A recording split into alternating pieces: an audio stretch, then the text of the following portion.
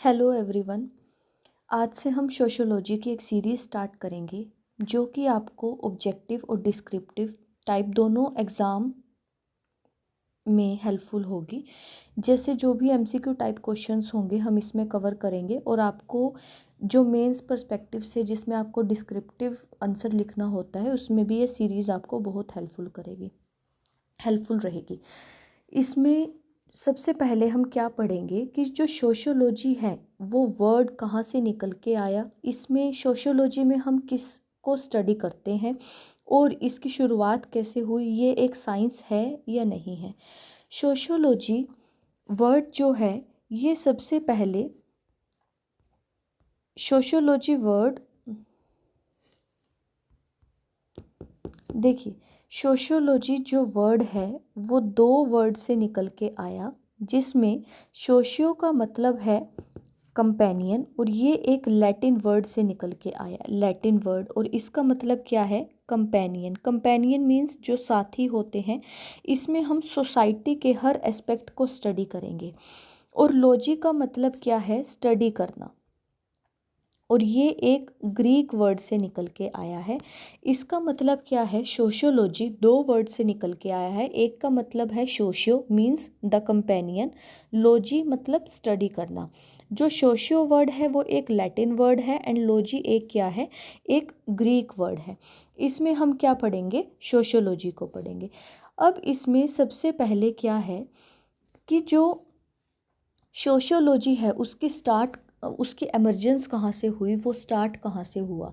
देखिए, सबसे पहले सोशियोलॉजी में हम क्या क्या पढ़ेंगे, मतलब हमारी सोसाइटी के अंदर क्या है, उसके कौन कौन से एस्पेक्ट्स हैं, उसमें इम्पोर्टेंट इंस्टीट्यूशंस कौन से हैं, मतलब हमारे आसपास की जो सोसाइटी है उसके हर एस्पेक्ट को हम किस में स्टडी करेंगे, सोशियोलॉजी में स्टडी करेंगे। अब एक सोसाइटी को देखिए, हम साइंस को स्टडी करते हैं, फिज़िक्स केमिस्ट्री इन सबको स्टडी करते हैं। अब एक सोसाइटी को स्टडी करने का जो काम था वो कैसे स्टार्ट हुआ, किसके दिमाग में सबसे पहले आया। देखिए, इसका आंसर क्या है कि यूरोप में एक डार्क एज का पीरियड था। डार्क एज मतलब एक ऐसा टाइम पीरियड जिसमें सब कुछ रिलीजन के हाथ में था। मीन्स जैसे रिलीजन ने बोल दिया कि ये सुप्रीम है और ये इन्फीरियर है तो वो ही मान लिया जाता था विदाउट एनी रिसर्च। किसी भी रिसर्च को, किसी भी फैक्ट्स के ऊपर कोई ध्यान नहीं था। जो भी रिलीजन ने बोला, जो भी सुपरस्टिशियस चीज़ें थी उन्हीं के ऊपर ध्यान दिया जाता था। अब जो डार्क एज था, डार्क एज एक यूरोपियन हिस्ट्री का एक पीरियड है जो कि कब स्टार्ट हुआ, जब रोमन एम्पायर, वहाँ एक एम्पायर था, साम्राज्य था रोमन एम्पायर, उसके फॉल होने से रेनेसां स्टार्ट होने के बीच में ये डार्क एज का पीरियड इसके अंदर आया। देखिए, जब एक साम्राज्य था रोमन एम्पायर वो फॉल हो गया, वहाँ उसका जो पावर थी वो ख़त्म हो गई, और रेनेसां मतलब दोबारा पूर्ण जन्म होना, मतलब दोबारा कुछ चीज़ नए नए सिरे से स्टार्ट होना। और वो कौन से टाइम पीरियड में हुआ था, ये डार्क एज 5th सेंचुरी से लेके 15th सेंचुरी के बीच में। इसमें क्या हुआ, डार्क एज पीरियड में रिलीजन को सबसे सुप्रीम माना जाने लगा। इसमें जो लिटरेरी एक्टिविटीज़ थी, मतलब पढ़ाई वगैरह से रिलेटेड जो एक्टिविटीज़ थी वो बहुत डिक्लाइन हो गई। इसमें जो राइटिंग का ट्रेडिशन था वो भी डिक्लाइन हो गया। डेमोग्राफिक मींस जो उनकी पॉपुलेशन थी, जो वर्किंग पॉपुलेशन थी, वो भी डिक्लाइन होना स्टार्ट हो गई। उसके बाद जो आर्किटेक्चरल एक्टिविटीज़ थी, जैसे बिल्डिंग्स, मोन्यूमेंट्स बनाना, केव्स की कार्विंग करना, वो भी बहुत ज़्यादा ख़त्म हो गई। और जो कल्चरल एक्टिविटी थी वो भी बहुत ज़्यादा धीमे पड़ने स्टार्ट हो गई। पर इस टाइम पीरियड में जो सोशल लाइफ थी वो प्रोग्रेशन में थी। मींस कि सोसाइटी में कुछ ना कुछ हो रहा था। तो ये जो डार्क एज था, इसमें इसके बाद डार्क एज के बाद एक रेनेसां पीरियड आया। रेनेसां मतलब कि क्वेश्चनिंग, जो सोसाइटी में हमारा काम था उसके ऊपर क्वेश्चनिंग होना स्टार्ट हो गई। तो जब वो क्वेश्चनिंग स्टार्ट हुई तो उससे क्या हुआ, लोग जागरूक हो गए। जागरूक मतलब जो भी डार्क एज में जो भी मान्यता थी वो डिक्रीज़ होना स्टार्ट हो गई कि रिलीजन सबसे सुप्रीम है, नहीं, क्वेश्चनिंग करना स्टार्ट कर दिया कि रिलीजन सबसे सुप्रीम नहीं है, जो भी फैक्ट्स और डाटा बोलेंगे वो सबसे सुप्रीम है। तो सोसाइटी को एक साइंस के तौर पर पढ़ना स्टार्ट कर दिया। तो इसे हम क्या बोलते हैं, अ, जो डार्क एज है उसका एंड हो गया, और जो जागरूकता आई, एनलाइटनमेंट आया, उसकी वजह से दोबारा एक सोसाइटी का जन्म होना स्टार्ट हो गया, रेनेसा स्टार्ट हो गया। तो यूरोप पहले क्या था, ट्रेडिशनल था और इनवर्ड लुकिंग था, मतलब कि बहुत ही स्टीरियोटाइप था उसमें, बहुत ही छोटी सोच कि ब्रॉड वे में किसी भी एस्पेक्ट को नहीं देखते थे। उसके बाद एनलाइटनमेंट पीरियड आया, और उसके बाद क्या हुआ, एनलाइटनमेंट से क्या हुआ, मॉडर्निटी की तरफ ये बेंट हो गए। तो ये जो मॉडर्निटी की तरफ जो वहाँ की सोसाइटी गई, उसके बाद वहाँ क्वेश्चनिंग होनी स्टार्ट हुई। जब क्वेश्चनिंग हुई तो सोसाइटी को पढ़ना स्टार्ट हुआ, और वहाँ से क्या हुआ, सोशियोलॉजी का एमर्जेंस हुआ। अब ऐसा नहीं है कि सोसाइटी के बारे में सबसे पहले पढ़ना ही एनलाइटनमेंट के बाद स्टार्ट किया, नहीं, बहुत सारे हमारे पास एग्जाम्पल हैं जिसमें हमने सोसाइटी को एंशियंट टाइम पीरियड से पढ़ना स्टार्ट किया था। जैसे कि जो कौटिल्य की अर्थशास्त्र है, सिसेरियो की डी ऑफिशियस बुक है, प्लेटो की द रिपब्लिक है, ये तीनों ऐसे एग्जाम्पल हैं जिसमें हमने सोसाइटी को एंशियंट टाइम पीरियड से पढ़ना स्टार्ट किया था। जो डार्क एज है उसका मैंने आपको बता दिया।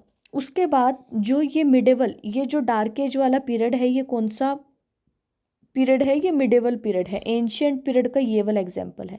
मिडेवल पीरियड में डार्क एज थी, उसके बाद रेनेसा आया, और मॉडर्न टाइम में हमने सोशियोलॉजिकल थॉट्स इंक्रीज हुए और हमने पढ़ना स्टार्ट कर दिया, और वहाँ से क्या निकल के आई, मॉडर्निटी निकल के आई। अब मॉडर्निटी क्या है, मॉडर्निटी देखिए, मॉडर्निटी एक लैटिन वर्ड से निकल के आया जिसका मतलब है मॉडर्नस। मॉडर्नस का मतलब है जो कि अभी अभी हुआ हो, जस्ट नाउ, या फिर जो करंट में चल रहा हो। मॉडर्नस का मतलब ये है, इस वर्ड से निकल के आया मॉडर्निटी, जो कि किसी भी कंपैरेटिवली पुरानी प्रैक्टिस के कंपेयर में जो कुछ भी नया हो उसे हम मॉडर्न बोल देते हैं। फॉर एग्जांपल, पहले इंडिया में मेजॉरिटी जो जेंट्स थे वो धोती और कुर्ता डालते थे, ठीक है। अब क्या है, जीन्स की पैंट में वो चेंज आया, तो पहले के कंपेयर में अब चेंज आना स्टार्ट हो गया, तो अब मॉडर्न है एज़ कंपेयर टू पहले के टाइम के, ठीक है, जो अभी करंट में चल रहा है। आज कुछ डाल रहे हैं, क्या पता आज से 50 साल बाद कुछ और डाले, तो वो मॉडर्न होंगे as compare to this period. तो इसे हम मॉडर्निटी बोलते हैं कि जो भी हम किसी के भी कंपैरिजन में कुछ भी नई प्रैक्टिस आए उसे हम क्या बोलेंगे, मॉडर्निटी। यूरोप में इस मॉडर्निटी की वजह से बहुत सारे नई टर्म्स निकल के आई, मतलब सोसाइटी में कुछ ऐसी चीज़ों का एमर्जेंस हुआ जिसे पहले पढ़ा ही नहीं जाता था, जैसे individualism, liberalism, capitalism, urbanisation, equality, rationalisation. इन सब को अब हम पढ़ेंगे आगे आगे के चैप्टर में, ठीक है। इसमें क्या आएगा आगे, देखिए, ये एक कोट है जो कि मार्शल बर्मन ने दी थी, ये इम्पोर्टेंट है, एमसीक्यू टाइप में आ सकता है, कि all that is solid melts into air, the experience of modernity. ये लाइन किसने बोली थी, मार्शल बर्मन ने, ठीक है। इसमें क्या है कि जो कुछ भी सॉलिड है वो हवा में मेल्ट हो गया, मतलब हवा में उड़ गया मॉडर्निटी की वजह से। मतलब मॉडर्निटी का यही कायदा है कि कुछ ना कुछ चेंज होना, जो पहले सॉलिड था वो अब एयर में उड़ के चला गया, मतलब उसकी एग्जिस्टेंस ख़त्म हो गई, कुछ और चीज़ नहीं आई, तो उसको हम क्या बोलते हैं, मॉडर्निटी। और ये स्टेटमेंट किसने दी थी, ये स्टेटमेंट दी थी मार्शल बर्मन ने। अब एमर्जेंस ऑफ सोशियोलॉजी कैसे हुआ ये मैंने आपको बता दिया, कि जो लैटिन वर्ड सोशियस और Greek word logy means study of companion that is society. उसके बाद इसमें हम सोशल ग्रुप को, इसके इंस्टीट्यूशंस को स्टडी करेंगे। अब बहुत सारे ऐसे फैक्टर्स थे जिसकी वजह से जो सोशियोलॉजी है वो एमर्ज हुई। सबसे पहले इंटेलेक्चुअल फैक्टर। इंटेलेक्चुअल मीन्स क्या आएगा, जो भी हम भौतिक हमारी आइडियाज़ आएंगे, मीन्स जो भी हमारे माइंड से रिलेटेड, जिसमें हम कुछ थिंकिंग करेंगे, किसी चीज़ को क्वेश्चनिंग करेंगे, तो वो इसके अंदर आएंगे। मीन्स हम इंटेलेक्ट वे में हम किसी से बात करेंगे, तो वो सोशियोलॉजी के ये फर्स्ट फैक्टर था जिसकी वजह से सोशियोलॉजी एमर्ज हुई। एनलाइटनमेंट के बाद फ्रेंच के कुछ सोशियोलॉजिस्ट थे, मीन्स इन्होंने किस फैक्टर्स के ऊपर ज़्यादा ध्यान देना स्टार्ट किया, जैसे रैशनलिज्म, इंडिविजुअलिज्म, एम्पिरिसिज्म। देखिए, ये जो थिंकर्स थे इन्होंने इन फैक्टर्स के ऊपर ध्यान दिया जब फ्रांस में एनलाइटनमेंट पीरियड चल रहा था। ठीक है, तो रैशनलिज्म क्या है? रैशनलिज्म का मतलब है तर्कवाद, कि हर एक क्वेश्चन जो भी है उसका कुछ ना कुछ तर्क होना चाहिए। एम्पेरिसिज्म मीन्स उसको एक्सपेरिमेंट के फॉर्म में हमें उसका एक्सपीरियंस होना चाहिए, उसको हम एक्सपेरिमेंट कर सके। इंडिविजुअलिज्म मीन्स जैसे हम पहले सभी को इकट्ठा स्टडी करते थे, बट नहीं, एक एक फैक्टर को अब हमें क्या करना है, स्टडी करना है।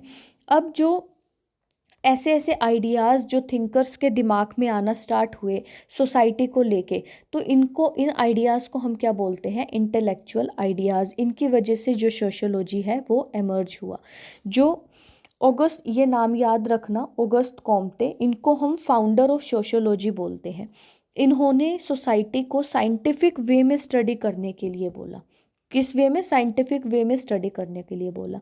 हमारे कुछ थिंकर्स थे जैसे कि हर्बर्ट स्पेंसर, उन्होंने डार्विन मॉडल को स्टडी किया। ठीक है, उसके बेस पे उन्होंने सोसाइटी को स्टडी किया, डार्विन मॉडल के बेस पर। ऑगस्ट कॉम्टे ने 1839 में सबसे पहले सोशल फिजिक्स नाम रखा था। ठीक है, क्या नाम रखा था? Social physics. बट ये नाम एडोल्फ क्विटलेट ने भी यूज़ किया था अदर एस्पेक्ट में, तो इस वजह से उन्होंने बाद में इसका नाम सोशियोलॉजी रख दिया, सोशल फिजिक्स से। ये इसके अंदर 2-3 क्वेश्चन बन सकते हैं कि फाउंडर कौन है सोशियोलॉजी का? August Comte. कब फाउंड किया? 1839 में। सबसे पहले क्या नाम रखा? Social physics. बाद में क्या रखा? सोशियोलॉजी। सोशल फिजिक्स किसी और एस्पेक्ट में किसने रखा था? एडोल्फ क्विटलेट ने ये नाम रखा था। ठीक है, उसके बाद डार्विन का मॉडल जो ऑर्गेनिज्म का था वो किसने यूज़ किया था? वो यूज़ किया था हर्बर्ट स्पेंसर ने। कहने का मतलब ये है कि जो पहले हम साइंस में स्टडी करते थे, जैसे कि डार्विन का ऑर्गेनिज्म मॉडल, वो अब हम सोसाइटी को समझने के लिए यूज़ करेंगे। डार्विन के मॉडल में क्या था कि एक ऑर्गेनिज्म कैसे ग्रो करता है उसके ऑर्गन्स की हेल्प से, उसी तरीके से एक सोसाइटी, हर्बर्ट स्पेंसर ने इसी का एग्जाम्पल सोसाइटी में लिया कि सोसाइटी एक कैसे ग्रो करती है उसके सोसाइटी के अलग अलग पार्ट्स से, उसके इंस्टीट्यूशन से। तो ये मॉडल, डार्विन का मॉडल किसने लिया था? हर्बर्ट स्पेंसर ने। उसके बाद एक इसमें इरविंग जेटलिन की एक बुक थी, ideology and development of sociological theory. ये इंपॉर्टेंट है कि किसकी बुक थी? इरविंग जेटलिन की, ideology and development of sociological theory. इसमें इन्होंने एक लाइन बहुत इंपॉर्टेंट दी थी कि जो स्टार्टिंग की सोशियोलॉजी थी ना, वो कैसे डेवलप हुई? एनलाइटनमेंट की वजह से। कि एनलाइटनमेंट की वजह से जो यूरोप में एनलाइटनमेंट हुआ उसकी वजह से अर्ली सोशियोलॉजी डेवलप हुई। ये लाइन किसने दी थी? इरविंग जेटलिन ने।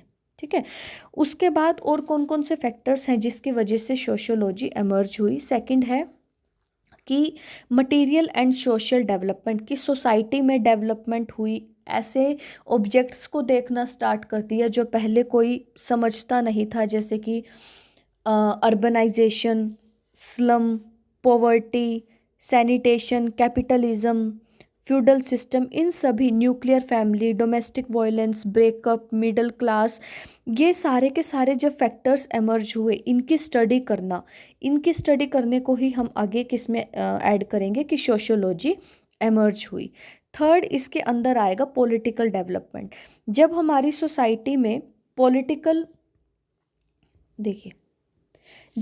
सोसाइटी में पॉलिटिकली डेवलपमेंट हुई तो सोशियोलॉजी एमर्ज हुई। पॉलिटिकली डेवलपमेंट मतलब जैसे कि इक्वालिटी, फ्रेटर्निटी, डेमोक्रेसी, इन सब को ध्यान में रखना स्टार्ट कर दिया। इक्वालिटी, फ्रेटर्निटी, डेमोक्रेसी, इन सब की बात आना स्टार्ट हुई। हम जैसे कि राइट्स के लिए लड़ना स्टार्ट हुआ, सोसाइटी में क्वेश्चनिंग होनी स्टार्ट हुई, तो डेमोक्रेसी आई। जो फ्रांस था उसमें फ्रेंच रिवॉल्यूशन हुआ, वो भी पॉलिटिकल डेवलपमेंट में आएगा। ठीक है, फ्यूडलिज्म के ऊपर क्वेश्चन मार्किंग स्टार्ट हो गई। उसके बाद जैसे कि डार्क एज के टाइम पीरियड पे 3 एस्टेट्स में जो सोसाइटी थी वो डिवाइडेड थी। जैसे जो क्लर्जी थे, नोबल्स थे और कॉमनर्स। कॉमनर के अंदर कौन आएंगे? जो कॉमन पीपल थे। नोबल्स और क्लर्जी, नोबल्स के अंदर वो आएंगे जो रिच पर्सन्स थे। क्लर्जी जो वहाँ रूल करते थे, जो कि महंत थे, जैसे किसी भी रिलीजियस ग्रुप के जो लीडर होंगे वो क्लर्जी के अंदर आएंगे। तो इनकी एग्जिस्टेंस के ऊपर क्वेश्चनिंग होना स्टार्ट हो गई। कॉमन पीपल ने इनके अगेंस्ट रिवोल्ट करना स्टार्ट कर दिया। तो जब ये रिवोल्ट हुआ, ठीक है, तो वहाँ से ये सब सब कुछ किस में आएगा? पॉलिटिक्स में आएगा। ये पॉलिटिकल डेवलपमेंट हुई। तो ये सब कुछ स्टडी करने के लिए सोशियोलॉजी क्या हुआ? एमर्ज हुई।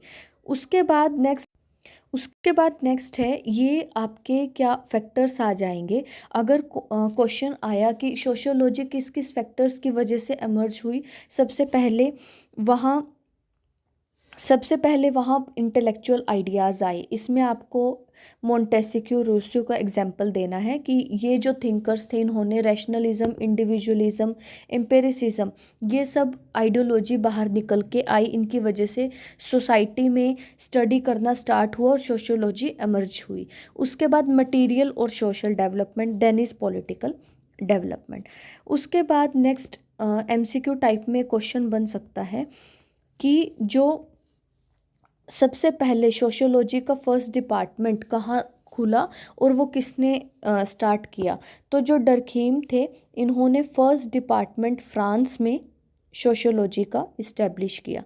उसके बाद जो जैसे सोसाइटी को स्टडी करने के लिए हमें कोई टूल, किसी मेथड का यूज़ करना होता था, तो सबसे पहले सर्वे किया गया। सोशल सर्वे फर्स्ट टूल था सोसाइटी को स्टडी करने का।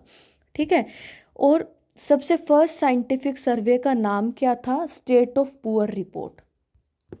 इसमें ये इम्पोर्टेंट है। सबसे फर्स्ट जो सर्वे था, साइंटिफिक सर्वे, उसका नाम क्या था? State of poor report. की जो गरीब हैं उनकी रिपोर्ट इसमें निकाली गई थी। और इस रिपोर्ट के अकॉर्डिंग सबसे फर्स्ट जो आउटकम निकल के आया था वो था कि पॉवर्टी नेचुरल नहीं है, ये एक सोशल फिनोमिना है, कि सोसाइटी की वजह से पॉवर्टी क्रिएट हुई है। ठीक है, अब इसमें मॉडर्निटी के ऊपर एक बुक थी इम्पोर्टेंट, कंपैरेटिव सिविलाइजेशन और मल्टीपल मॉडर्निटीज़। ये किसकी है? श्यूमल आइसेनस्टाइट की। ठीक है, ये इम्पोर्टेंट है कि जो मॉडर्निटी है बेशक वो पहले भी हो, उसकी कोई सिंगल डेफिनेशन नहीं है, हमारे पास मल्टीपल टाइप की मॉडर्निटी है। ये इसके अंदर इम्पोर्टेंट था। अब इसमें जो लास्ट आएगा कि सोशियोलॉजी एमर्ज हुई। ठीक है, डार्क एज एंड होने के बाद मॉडर्निटी आई, तो क्या कैसे कैसे चेंजेस हमारे सोसाइटी के अंदर आए। ये वो वाले फैक्टर्स भी हैं जो कि सोशियोलॉजी के एमर्जेंस के लिए रिस्पॉन्सिबल थे। जैसे सोसाइटी में चेंज आया, इंडस्ट्री ग्रोथ हुई, मिडिल क्लास एमर्ज हुई। पहले क्या था? जैसे वो 3 बनाया था, क्लर्जी, ठीक है, नोबल्स और कॉमनर्स, कॉमन पीपल। तो पहले क्या था? ये रिच थे और ये बिल्कुल पुअर थे, कोई मिडिल क्लास नहीं थी। बट फ्रेंच रिवॉल्यूशन के बाद मिडिल क्लास एमर्ज हुई। तो ये कौन सा चेंज आया था? सोसाइटल चेंज आया था कि मिडिल क्लास एमर्ज हुआ। सेकुलरिज्म आया। सेकुलरिज्म मीन सभी रिलीजन को इक्वल इम्पोर्टेंस देना। जो रिलीजन का वर्क है वो सिर्फ धर्म तक ही रखें, उसको किसी भी एडमिनिस्ट्रेटिव वर्क में कोई भी उसका इंटरफेरेंस नहीं था। अर्बनाइजेशन इंक्रीज हुआ। ठीक है, इकोनॉमिकल चेंजेस क्या क्या आए? कैपिटलिज्म आया, नई मार्केट फोर्सेस आए, इंडस्ट्रियल रिवॉल्यूशन आया, इंडस्ट्रीज वगैरह बननी स्टार्ट हुई। ये मॉडर्निटी का बाद का पीरियड था। पॉलिटिकल चेंजेस कौन कौन से हुए, फ्रेंच रिवॉल्यूशन, डेमोक्रेसी, लिबर्टी, ये सारे पॉलिटिकल चेंजेस थे डार्क एज के एंड होने के बाद। अब मॉडर्निटी आ गई तो उसके साथ साथ बहुत ज़्यादा चैलेंजेस भी आए। चैलेंजेस कौन कौन से थे, नई तरीके की पॉवर्टी स्टार्ट हो गई, जैसे स्लम एरिया थे, अर्बनाइजेशन होगी तो कुछ गरीब जनता स्लम एरिया में भी रहेगी, तो स्लम बहुत ज़्यादा बढ़ गए, उसकी वजह से पॉवर्टी इंक्रीज हुई। न्यूक्लियर फैमिली, फैमिली टूटना स्टार्ट हो गई, जैसे इंडस्ट्रीज़ वगैरह ओपन हुई, जॉब की तलाश में कुछ फैमिली अपना गांव से बाहर गए शहर में, तो न्यूक्लियर फैमिली हो गई। ह्यूमन की जो कंडीशन थी वो बहुत ख़त्म होनी स्टार्ट हो गई, डिह्यूमनाइजेशन, जैसे एक इंडस्ट्री एक फैक्ट्री में 10-10 घंटे काम कर रहे हैं। डोमेस्टिक वायलेंस इंक्रीज़ हो गया, डाइवोर्स और ब्रेकअप इंक्रीज़ हुए। ये वो चैलेंजेस थे जो कि मॉडर्निटी के बाद स्टार्ट हुए। उसके बाद इकोनॉमिक चेंजेस में क्या आएगा, ये सेम पॉवर्टी भी इसके अंदर आ सकता है कि पुअर लिविंग कंडीशन, क्राइम के रेट बढ़ गए, जो लेबरर्स थे वो ज़्यादातर अनस्किल्ड, जो लेबरर्स थे उन्होंने अपनी जॉब लूज़ कर दी, जो हाथ से काम करते थे उनकी जॉब डिक्लाइन हो गई, ह्यूमन की जो कंडीशन थी वो ख़त्म होनी स्टार्ट हो गई। पॉलिटिकल चैलेंजेस में क्या क्या आएगा कि चाउस और अनसर्टेनिटी इंक्रीज हो गई, मतलब कि किसी की जॉब की सिक्योरिटी नहीं है, जो क्राइम रेट है वो इंक्रीज हो गया। पॉलिटिकली पार्टीज स्टेबल नहीं थी, जैसे क्लर्जी और जो नोबल्स थे वो डिक्लाइन हो चुके थे इस टाइम तक। तो ये कुछ क्वेश्चंस थे, तो ये अलग अलग नए चैलेंजेस सोसाइटी में निकल के आए, इनके ऊपर क्वेश्चनिंग हुई कि ये क्यों हो रहे हैं, फ्रेंच रिवॉल्यूशन के बाद ये चेंजेस कैसे आए, उनके आंसर ढूंढने के लिए, साइंटिफिक वे में आंसर ढूंढने के लिए और अच्छे से रैशनलिज्म में आंसर ढूंढने के लिए, इन सब को आंसर देने के लिए सोसाइटी की स्टडी की गई एक साइंटिफिक मैनर में, एक इंटेलेक्चुअल वे में। तो उससे क्या हुआ, जो सोशियोलॉजी है वो एमर्ज होके आई, यहाँ से जो सोशियोलॉजी है उसकी एमर्जेंस हुई। तो ये हमने आज पढ़ा कि सोशियोलॉजी की एमर्जेंस को कैसे हुई, कौन कौन से फैक्टर्स रिस्पॉन्सिबल थे, मॉडर्निटी आने के बाद कौन कौन से चैलेंजेस थे, रेनेसा पीरियड क्या है, डार्क एज क्या है, पहले कौन सा पीरियड आया, इंडस्ट्रियल रिवॉल्यूशन क्या था, एंशियंट टाइम में कौटिल्य ने अर्थशास्त्र वगैरह में मेंशन किया हुआ था। तो ये आज हमने सारा पढ़ा। आगे हम सोशियोलॉजी का नया एस्पेक्ट पढ़ेंगे कि सोशियोलॉजी को हम साइंस के रूप में कैसे पढ़ते हैं। Thank you for the class.